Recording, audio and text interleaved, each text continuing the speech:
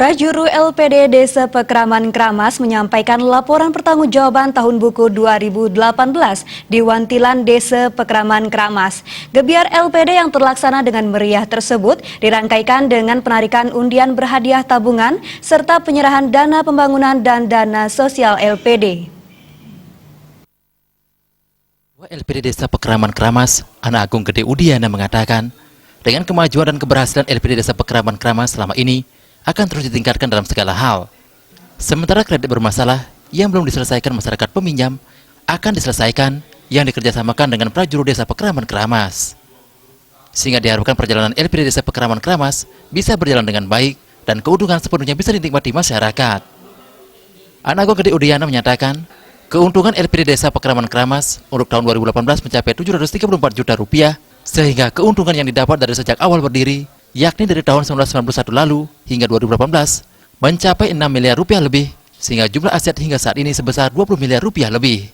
Itu sampun memargi, sampun patut bisa. Nah, untuk kedepannya, mengenai kredit yang bermasalah, pasti ke yang kerjasama, ring badan pengawas, ring berjuru, iring tidak pengawasan, tindik kredit sani bermasalah.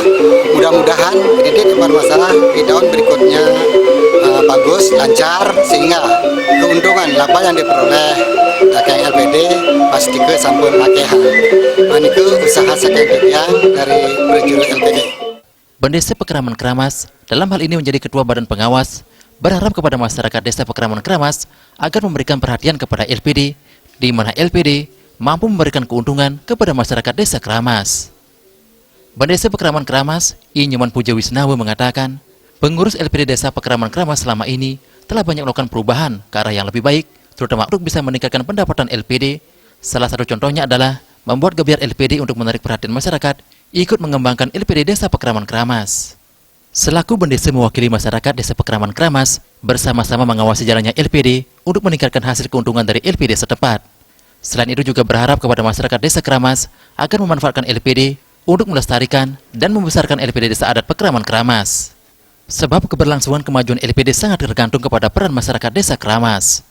Puji Wisnawa mengapresiasi kemajuan Desa Pekraman Kramas karena setelah melakukan prarat, LPD Desa Pekraman Kramas telah menghasilkan laba sebesar Rp734 juta, di mana sebesar 20%-nya menjadi dana pembangunan desa, yakni mencapai Rp146 juta.